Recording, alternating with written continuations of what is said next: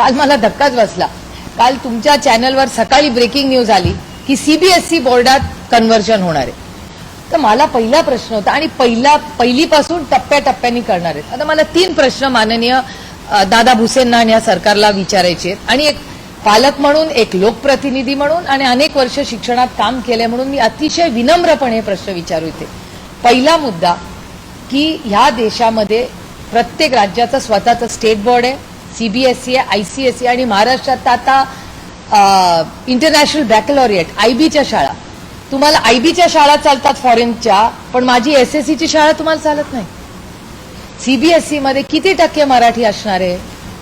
महाराष्ट्राचा इतिहास, महाराष्ट्राचं लिखाण, महाराष्ट्राच्या कविता हे सगळं सीबीएसईच्या सगळ्या त्या बोर्डाच्या करिक्युलम मध्ये आहे का? आणि काय वाईट आहे, मी स्वतः एसएससी बोर्डचं प्रोडक्ट आहे, चॉईस द्या ना पालकांना. हा एक मुद्दा झाला.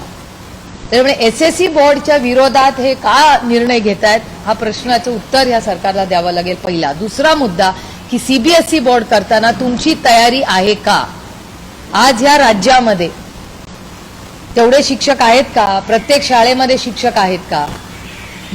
आपल्या म्युन्सिपल सगळ्या या मोठ्या म्युन्सिपॅलिटीज असतील किंवा जिल्हा परिषद असतील, कॉर्पोरेशन असतील, या सगळ्या शाळांमध्ये किती जागा रिक्त आहेत? तुम्ही एवढा मोठा बोर्डचं ट्रान्झिशन करताय, तुमची सीबीएसईची तयारी आहे का? ही खूप हा खूप एक टेक्निकल आणि खूप सिरियस इश्यू आहे. आणि इतक्या इझिली काल ते स्टेटमेंट आलं की ते धक्कादायक होतं. आणि मला चिंता आहे मराठी भाषेचं काय होणार. आता मला वाटायला लागलं की ते तामिळनाडूवाले जे करतायत आंदोलन ते आता खरं व्हायला लागलं का? बरोबर आहे, ते कदाचित मराठीबद्दल आपल्याला इथे करावं लागेल ते. कारण एसएससी स्टेट बोर्ड हे तुम्ही बंद करणार का? मग महाराष्ट्र सरकार काय निर्णय घेणार त्याचा? खूप गांभीर्याने. अहो शिक्षण काय असं काय हलक्यामध्ये नाही घेतायत की आता हा एक निर्णय आम्ही बदलला, ऐसा नाही चलेगा आणि आम्ही करूही देणार नाही या सरकारला.